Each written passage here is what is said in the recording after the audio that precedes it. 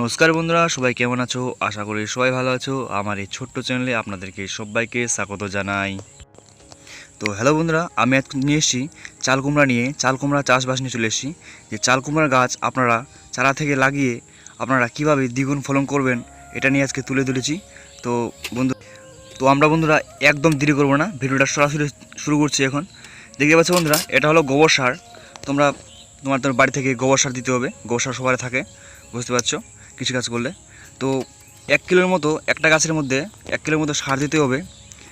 তার এই সার দেওয়ার প্রথমে এই মাটিটাকে আমাদেরকে একটু ভালো করে নিতে হবে, সুস্থ সবল নিতে হবে, একটু মাটিটাকে ঝরঝর করে নিতে হবে। তারপরে আমাদেরকে গোবর সার দিতে হবে।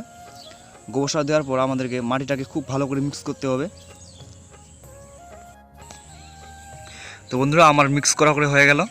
তারপর আমরা এখন গাছটাকে একটু ভালো করে একটু রোপণ করার জন্য আমাদেরকে একটু গর্ত করতে হবে। গর্তটা বেশি বড় করবো না, কেননা বেশি বড় করলে হয়ে যাবে। হালকা মাঝারি করব, যেন গাছ নিচের গোড়াটা যেন মাটিতে ডুবে থাকে। তো বন্ধুরা, আমার গর্ত করা কমপ্লিট। তারপর আমি এখন গাছটা দিব।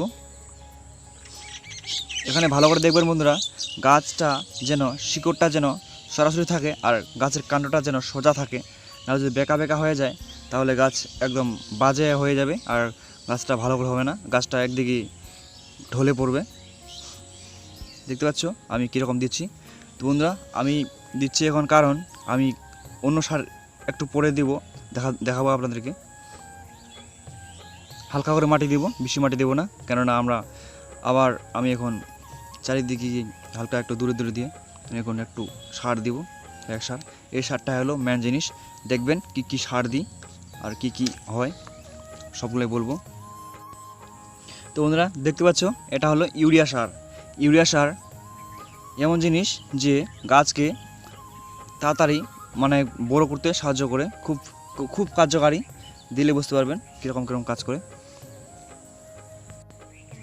যদি আমাদের গাছ ছোট থাকে তাহলে এই ইউরিয়া সার আপনারা গাছের চারিদিক দিয়েই খুব কাছাকাছি দেওয়া যাবে না, একটু দূরে দূরে দিতে হবে, আর গাছ তাড়াতাড়ি বড় হবে। আপনারা ইউরিয়া সার অবশ্যই ব্যবহার করবেন। আর দেখতে পাচ্ছ এটা হলো পটাশ সার। এই পটাশ সার গাছের ফুল ফল তাড়াতাড়ি আনতে সাহায্য করে খুবই। তা আমাদেরকে পটাশ সার দেওয়াটা খুব প্রয়োজন। পটাশ সার তো নিশ্চয়ই বন্ধুরা চেনো সবাই।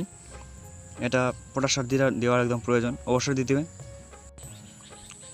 আমাদেরকে ইউরিয়া সার আর পটাশ সার আমাদেরকে একদম দিতে হবে, একটা দেওয়া খুব প্রয়োজন। বুঝতে পারছো কী কী কাজ করে বললাম যে। তো বন্ধুরা, আমার গাছ রোপণ করা একদম কমপ্লিট আর সার দেওয়া কমপ্লিট হয়ে গেছে এখন। তারপরে আমি এখন গাছটাকে ছেড়ে দেবো এখন। তো বন্ধুরা, দেখতে পাচ্ছ এই গাছটা যদি আমি এখন গাছের গোড়ায় জল দিই তাহলে গাছের গোড়ায় খুব খারাপ হয়ে যাবে, কেননা আমি এখন গাছের গোড়ায় রাসায়নিক সার দিলাম।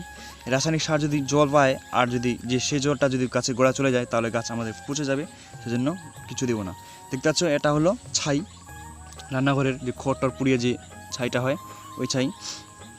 আমি এই ছাইটা যদি গাছের মধ্যে চারিদিকে ছিটিয়ে দিই তাহলে আমাদেরকে গাছের গোড়ায় একদম ঘাস হবে না, সেজন্য আমি ছিটিয়ে দিলাম।